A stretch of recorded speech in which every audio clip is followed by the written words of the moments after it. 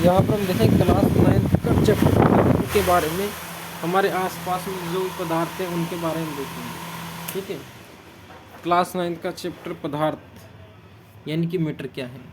विश्व में प्रत्येक वस्तु जिस सामग्री से बनी है वैज्ञानिकों ने उसे पदार्थ का नाम दिया है। यानी पदार्थ क्या है, जिस वैज्ञानिकों ने जिन जिन वस्तुओं से, सभी वस्तुओं से पदार्थ, वस्तुएं जिन जिन चीज़ों से मिलकर बनती है वो सभी पदार्थ, उनको नाम दिया गया है। अब परिभाषा क्या है, डेफिनेशन पदार्थ की। कोई भी वस्तु जो स्थान घेरती है यानी कि आयतन और जिसका द्रव्यमान होता है वह क्या होती है, पदार्थ होती है, मैटर होती है। यानी कि कोई भी वस्तु जो स्थान घेरती है या आयतन, जिसका आयतन होता है या वह द्रव्यमान या जिसमें द्रव्यमान होता है वो क्या होती है, पदार्थ होती है। ठीक है, जैसे कि सजीव भी एक स्थान घेरता है और उसमें द्रव्यमान है, तो ये भी एक वस्तु है यानी पदार्थ है। ये पदार्थों से बना है, दोनों ही पदार्थ है। पेन निर्जीव है तो भी पदार्थ है। सजीव और निर्जीव दोनों ही, प्रत्येक वस्तु जो सजीव और निर्जीव है दोनों ही मिलकर क्या है, पदार्थ है। जैसे हवा, भोजन, पत्थर, बादल, तारे, पौधे, पानी की बूंद, रेत का कण, ये सब क्या है, पदार्थ हैं। पदार्थों का वर्गीकरण, क्लासिफिकेशन। प्राचीन दार्शनिक क्या करते हैं, और जो प्राचीन फिलोसफर्स होते हैं, पदार्थ 5 मूल तत्वों से बना है जिसे पंच तत्व कहते हैं। तो उनके अनुसार जो उन्होंने बोला कि पदार्थ 5 तत्व, मूल तत्वों से मिलकर बने हैं। पहला उन्होंने वायु, फिर आकाश, जल, अग्नि और पृथ्वी, ये 5 तत्व, इनको पंच तत्व बोला। और सजीव और निर्जीव दोनों इन्हीं से ही बने हैं। फिर आधुनिक वैज्ञानिक, मॉडर्न साइंस क्या कहती है, जो साइंटिस्ट होते हैं जो उन्होंने वर्गीकरण 2 आधार पर किया पदार्थों को। एक तो भौतिक गुणधर्म के आधार पर यानी कि फिजिकल प्रॉपर्टीज़, और रासायनिक गुण तरफ के आधार पर यानी केमिकल प्रॉपर्टीज़ के आधार पर। अब पदार्थों का भौतिक स्वरूप हम देखते हैं। पदार्थ कणों से मिलकर बना होता है। सबसे पहली चीज़ है कि पदार्थ कणों से मिलकर बना होता है। ये विचारधारा, क्या पदार्थ लकड़ी की सतह सतत है या रेत की सतह कणों से बना है। तो क्या पदार्थ लकड़ी की तरह सतत है या रेत के कणों की तरह है। तो यहाँ पर हम देखते हैं कि ये पदार्थ कणों से मिलकर बना होता है। क्रियाकलाप 1.1 एक्टिविटी हम देखते हैं। तो प्रयोग में 100 ml पानी में नमक या शर्करा कांच की छड़ से घोल देते हैं, नमक या शक्कर घोल देते हैं उसके अंदर। जैसे बीकर ए में आप देख पा रहे हो, ये बीकर ए है ना। और बीकर ए में क्या किया, आफ्टर स्ट्रिंग बीकर बी। तो यहाँ पर बीकर ए में तो जब हमने घोला उससे पहले की दशा है, और जो बीकर बी में हमने जो घोल दिया उसके बाद में है। तो प्रेक्षण से हमें पता चलता है कि जल के स्तर में तो कोई बदलाव नहीं आता, लेकिन इसमें नमक और पानी घोला है कुछ मात्रा में, तो इसमें प्रेक्षण जल के स्तर में कोई बदलाव नहीं आता।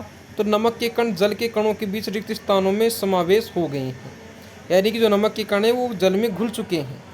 ठीक है, अब यहाँ पर आता है पदार्थ के कण बहुत छोटे होते हैं। तो पहला था पदार्थ कणों से मिलकर बना होता है, और जब हम नमक घोल देते हैं तो, एक मिनट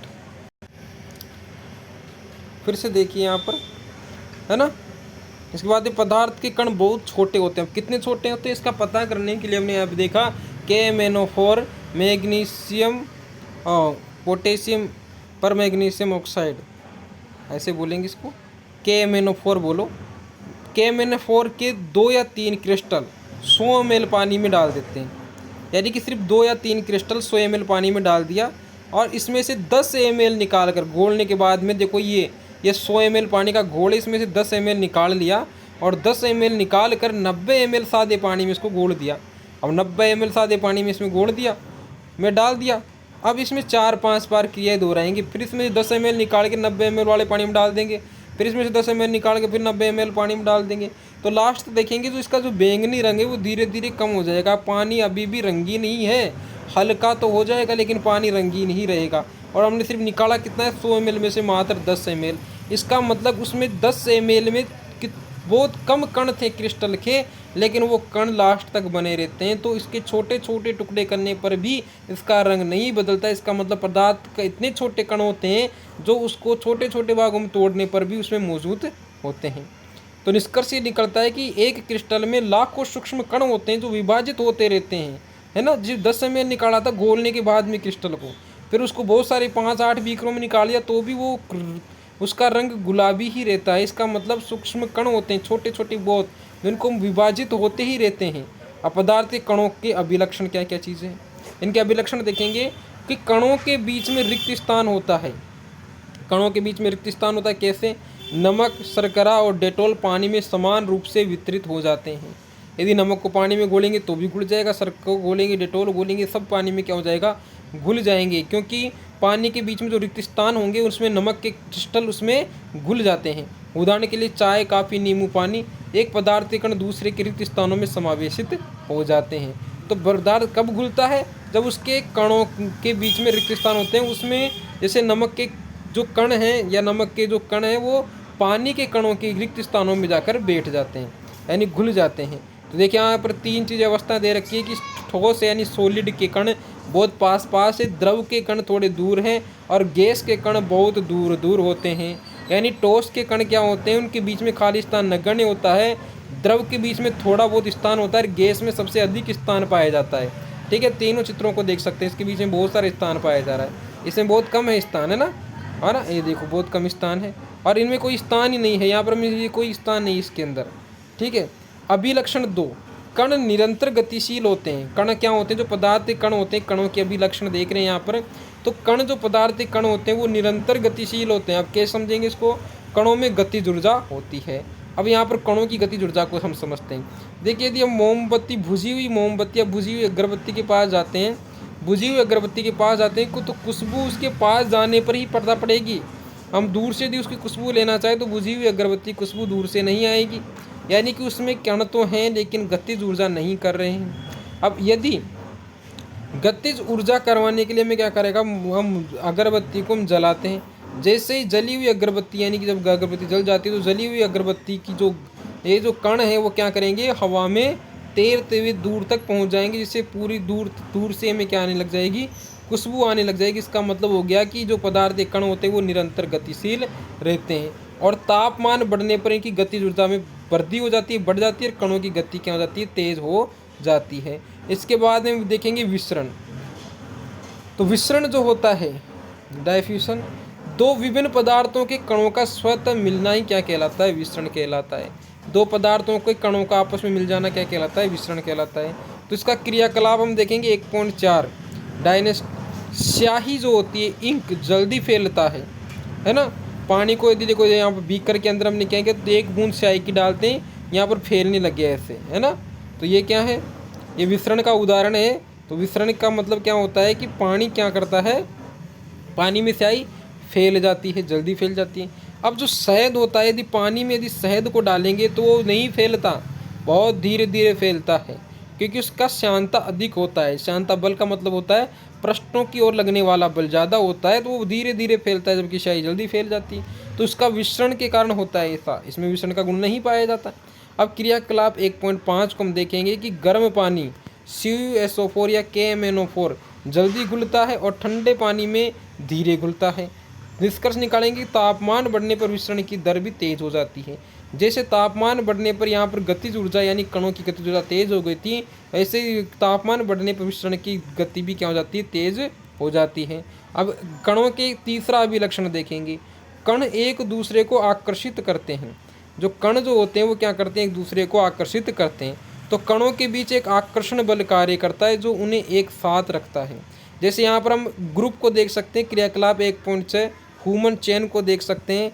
यहाँ पर जो बहुत सारे जो ग्रुप है वो क्या कर रहा है? एक दूसरे से कनेक्ट है, और जकड़ के पकड़ा हुआ है। तो ये एक ठोस का उदाहरण दे सकते हैं कि इसके कण कितने पास होंगे, ठोस को तोड़ना मुश्किल होगा, जैसे झुंड को तोड़ना मुश्किल। अब यहाँ पर द्रव को देख सकते हैं, द्रव में कुछ ना कुछ गैप होता है, जैसे कि हाथ पकड़े हुए हैं तो इसको तोड़ना थोड़ा सरल रहेगा ठोस की अपेक्षा, और इसमें गैप होता है इसलिए।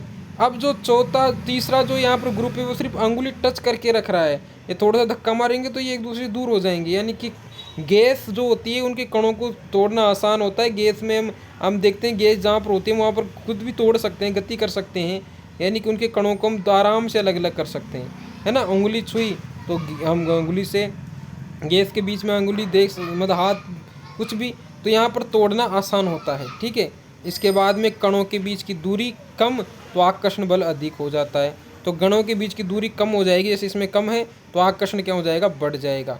अब यहाँ पर हमने देख लिया, इसके बाद में आकर्षण बल की सामर्थ्य को हम देखेंगे। तो यहाँ पर देखो लोहे की कील है, हथौड़ा मारने पर लोहे की कील नहीं टूटती है ना। तो लोहे की कील पे देखो हथौड़ा मारा जा रहा है यहाँ पर, तो लोहे की कील नहीं टूटेगी। कारण लोहे के कणों में आकर्षण बल सबसे अधिक है, इनके कण बहुत पास पास है ना। अब क्रियाकलाप 1.6, जबकि द्रव जो होता है, जैसे पानी में पानी की एक धार आ रही है, उसको अंगुली से हम काट सकते हैं। पानी को हम अंगुली से, देखो यहाँ पर जैसे ये नल के नीचे अंगुली लगा रहा है तो पानी दो भागों में बट गया। तो प्रेक्षण है कि धार क्या होती है, नहीं कटती, लेकिन हम पानी के बीच में हम यहाँ पर अंगुली आराम से जा सकती है, लेकिन ऐसा लोहे की कील के बीच में हम अंगुली नहीं दे सकते। तो इसी प्रकार इसके कण क्या होते हैं, थोड़ी ठोस के अपेक्षा थोड़ी दूर होते हैं। तो जल के अणुओं के बीच आकर्षण बल अंगुली के बल से ज़्यादा है। अब पदार्थ की अवस्थाएं क्या चीज़ होती है, ठीक है, पदार्थ कितनी अवस्थाओं में होता है। तो स्टेट्स ऑफ मैटर यानी पदार्थ की अवस्थाएं, कणों की विभिन्न विशेषताओं के कारण पदार्थ 3 रूपों में होता है। एक तो ठोस यानी सॉलिड, द्रव लिक्विड और गैस। 3 अवस्थाओं में पदार्थ की 3 अवस्थाएं होती है, ठोस, द्रव और गैस। अब यहाँ पर हम देखेंगे कि ठोस अवस्था कैसी है, पदार्थ के कण बहुत पास पास है, द्रव में थोड़े दूर दूर है, और गैस में द्रव जो कण है वो बहुत दूर दूर है। हम इनका विस्तार से अध्ययन करेंगे कि ठोस अवस्था क्या चीज़ होती है। द सॉलिड स्टेट, क्रियाकलाप 1.9 एग्जाम्पल पेन, बुक और नीडल, यानी कि जो पेन, बुक और जो ये जो सुई है ये दे रखी है, इनमें एक निश्चित आकार होता है, इनका एक निश्चित आकार होता है और इनमें स्पष्ट सीमाएं होती है, और इसका इस तरह आयतन होता है और संपीड़ितता नगण्य होती है, और ये दृढ़ होते हैं और इनमें विसरण नहीं होता, ठीक है। तो ये क्या होता है, इनमें निश्चित आकार होता है, स्पष्ट इनकी सीमाएं होती है, इनका आयतन स्थिर रहता है, संपीड़ितता नगण्य होती है यानी कि दबाने पर ये नहीं फैलते हैं, और ये दृढ़ होते हैं यानी बल लगाने पर टूट नहीं सकते, लेकिन आकार नहीं बदलता है। इन बल लगाने पर तोड़ तो सकते हैं लेकिन इसमें आकार में कोई परिवर्तन नहीं होता है, विसरण संभव नहीं है इनमें।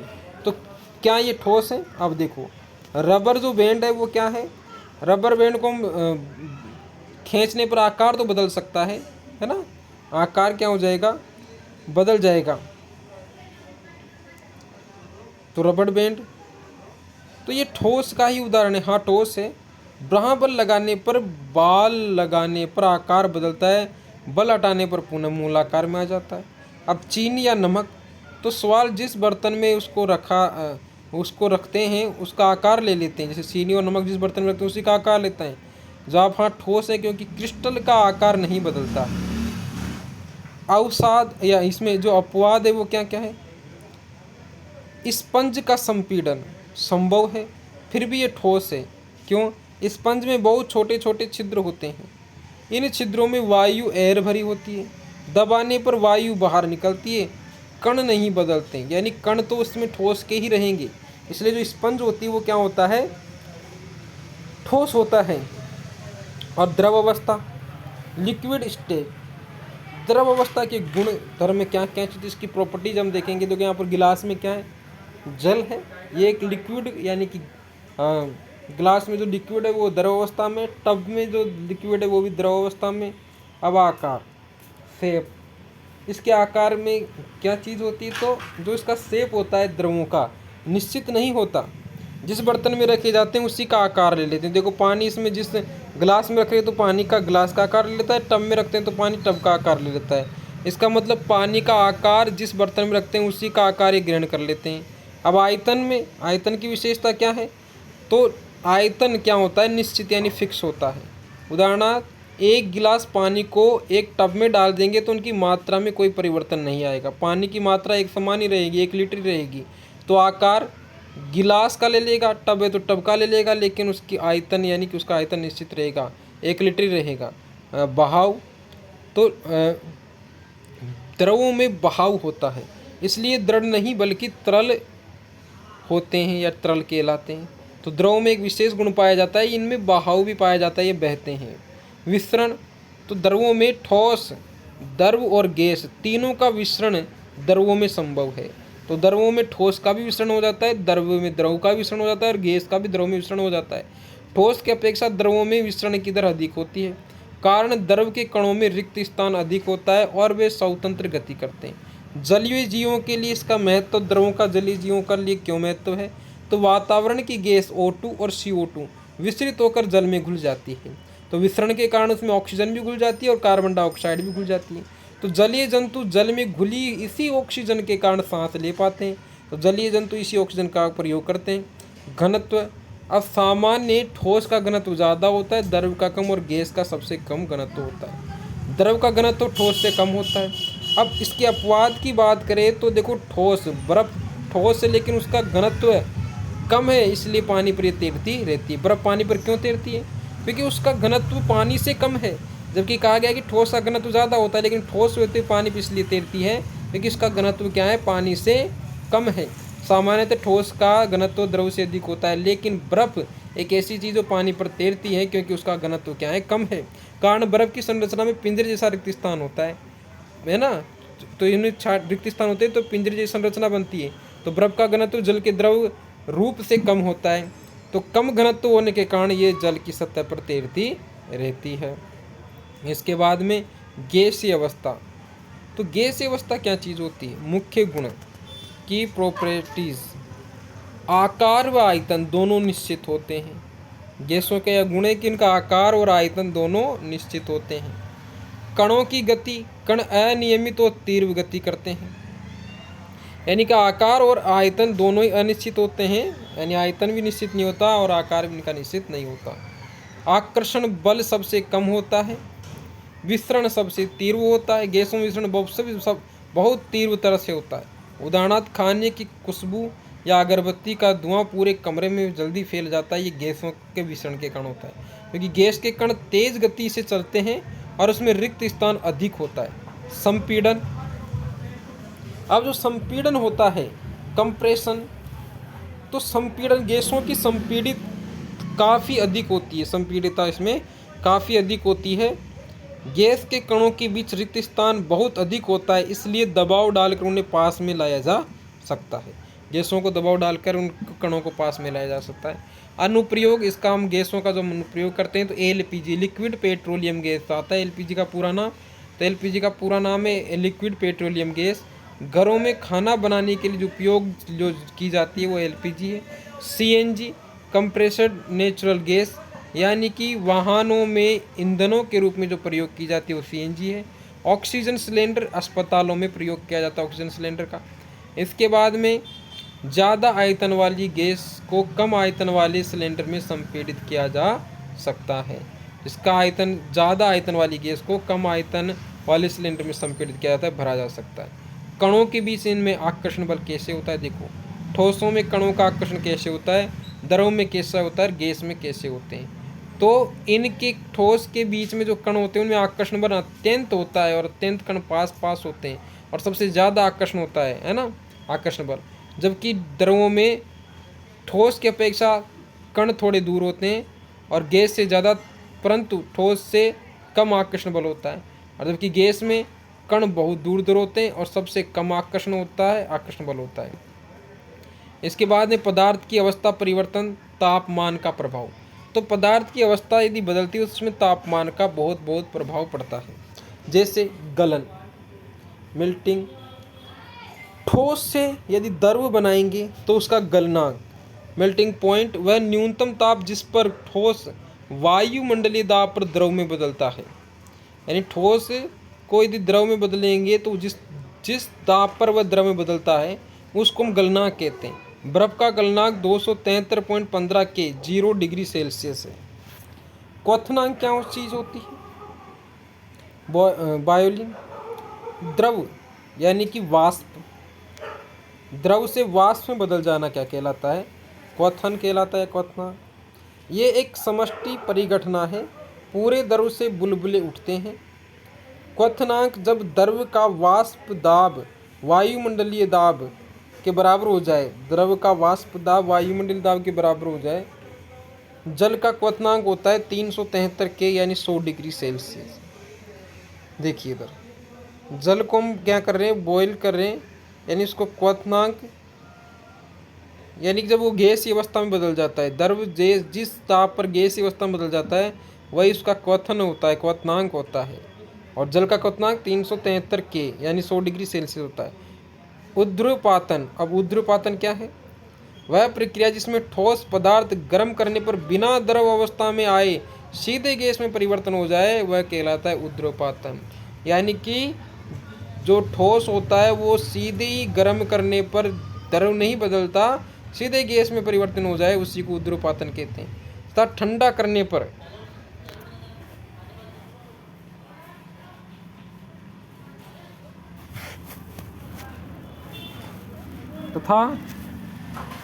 करने पर गैस से सीधे ठोस निष्पेक्षण बन जाते हैं। उदाहरणार्थ कपूर क्या होता है, रखे रखे वो सीधे गैस में परिवर्तन हो जाता है उसका। अमोनियम क्लोराइड भी ऐसे ही होता है। नेफ्थलीन की जो गोलियां होती है वो भी सीधे गैस में बदल जाती है। और जो आयोडीन होता है वो भी क्या करता है, ठोस से सीधे गैस अवस्था में बदल जाता है। अब अवस्था परिवर्तन का चक्र क्या चीज़ होता है, देखो ठोस से क्या बनता है, ठोस से द्रव और द्रव से गैस और गैस से आपस ठोस बन जाता है। तो हम यहाँ पर देखेंगे कि जब ठोस से हमें द्रव बदन बनाना होगा तो हम उसको जमाना पड़ेगा, और द्रव से यदि गैस में परिवर्तन करना पड़ेगा तो उसका क्या करना पड़ेगा, संघनन करना पड़ेगा। और गैस से यदि ठोस बनाना पड़ेगा तो उसका ठोस से यदि गैस बनाना पड़ेगा तो ऊर्ध्वपातन हो जाएगा, है ना। ठोस से यदि द्रव बनेगा तो उसको जमाना पड़ेगा। अब द्रव से यदि हमें ठोस बनाना है तो उसका संघनन होगा, ठीक है। द्रव से यदि ठोस बनाएंगे संघनन होगा। और द्रव गैस से यदि द्रव बनाएंगे तो उसका वाष्पीकरण होगा, है ना। और गैस से यदि हम ठोस बनाएंगे तो उसका निष्पेक्षण होगा। तो इस डायग्राम को ध्यान रखें। इसके बाद में दाब परिवर्तन का प्रभाव, इफेक्ट ऑफ प्रेशर। दाब परिवर्तन का प्रभाव, यदि तापमान घटाया जाए और दाब बढ़ाया जाए तो गैस द्रव में बदल सकती है। गैस को क्या कर सकते हैं हम, द्रव में बदल सकते हैं। यदि दाब तो बढ़ाया जाए और तापमान को कम कर दिया जाए, दाब प्रेशर बहुत भयंकर कर दिया जाए, दाब बढ़ा दिया जाए तो द्रव में बदल जाती है। दाब बढ़ाने से कण पास पास आ जाते हैं और अंतराणुक बल घटता है। शुष्क बर्फ, ड्राई आइस कैसे बनते हैं, ठोस कार्बन डाइऑक्साइड सॉलिड CO2 को शुष्क बर्फ कहते हैं। इसे उच्च दाब पर संग्रहित किया जाता है, यानी कि बहुत भयंकर जो हाई प्रेशर होता है उसको संग्रहित करते हैं। जैसे 1 ATM दाब पर यह सीधे गैस में बदल जाती है बिना द्रव बने। वाष्पीकरण क्या चीज़ होती है, देखो यहाँ पर सूर्य के प्रकाश में ये इसमें से जो वाष्पीकरण हो रहा है ये वाष्पीकरण है। कपड़े को सुखाएंगे तो परिभाषा क्या है कि क्वथनांक से कम तापमान पर द्रव के वाष्प में परिवर्तन होने की प्रक्रिया क्या कहलाती है, वाष्पीकरण कहलाती है। ये एक सतही प्रक्रिया है, केवल सतह के कण ऊर्जा लेकर उड़ जाते हैं, ये वाष्पीकरण है। वाष्पीकरण को प्रभावित करने वाले क्या क्या कारक है, तो वाष्पीकरण को प्रभावित करने वाले कारक निम्नलिखित हैं, ठीक है। जो पहला जो कारण है वाष्पीकरण को प्रभावित करने वाला, सतह का क्षेत्रफल। सतह बढ़ने पर दर बढ़ती है, जैसे कपड़े फैलाकर सुखाना, सतह बढ़ने पर वाष्पीकरण की दर बढ़ जाती है। तापमान बढ़ने पर भी वाष्पीकरण की दर बढ़ जाती है, तापमान ज़्यादा रहेगा तो फटाफट वाष्पीकरण हो जाएगा। आर्द्रता, हवा में नमी ज़्यादा होने पर दर घट जाती है। और वायु की गति, हवा तेज चलने पर भी वाष्पीकरण की दर बढ़ जाती है, हवा तेज चली कपड़े जल्दी सूख जाएंगे। वाष्पीकरण के कारण शीतलता, कूलिंग इफेक्ट सिद्धांत, वाष्पीकरण के दौरान द्रव के कण अपने आसपास से ऊर्जा अवशोषित कर लेते हैं। ऊर्जा के अवशोषण के कारण वातावरण ठंडा हो जाता है। उदाहरण एसीटोन, है ना, हथेली पर एसीटोन इत्र डालने पर ठंडक महसूस होती है क्योंकि यह हथेली की गर्मी लेकर वाष्पीकृत हो जाता है। उदाहरण 2 मटका, मटके के छिद्रों में पानी वाष्पीकृत हो जाता है, जिससे अंदर का पानी ठंडा हो जाता है क्योंकि अंदर की गर्मी को खींचकर वाष्पीकृत होता है। शीतलता के अन्य उदाहरण और मात्रक भी हैं, जैसे गर्मियों में सूती कपड़े पसीना सोख लेते हैं और पसीना वायुमंडल में आसानी से वाष्पीकृत हो जाता है, जिससे शरीर को शीतलता मिलती है। छत पर पानी का छिड़काव, गर्म सतह यानी कि पानी को गुप्त ऊष्मा लेकर ठंडी हो जाती है। वायुमंडलीय दाब, अब वायुमंडलीय, है ना, ये क्या होता है, मात्रक। इसका वायुमंडलीय दाब यानी दाब का मात्रक पास्कल, PA और ATM, एक एटॉमिक मास यूनिट, यानी कि एक परमाणु पर दाब जो होता है 1.01 × 10⁵ PA। समुद्री तल पर दाब 1 ATM सामान्य दाब होता है। देखिए वायुमंडलीय दाब और ये समुद्र तल, ये समझा रखा है। तो मात्रक जो दाब का मात्रक वो ध्यान रखना है, पास्कल होता है ना। कक्षा 9 विज्ञान हमारे आसपास के पदार्थ हमने पढ़ा है, इसके अभ्यास प्रश्न देखेंगे फिर। तो हमने इसके अध्याय को पढ़ा है, अध्याय नंबर 9 था हमारे आसपास, अध्याय नंबर हमारे आसपास के पदार्थ को हमने देखा है। ठीक है, बहुत बहुत धन्यवाद।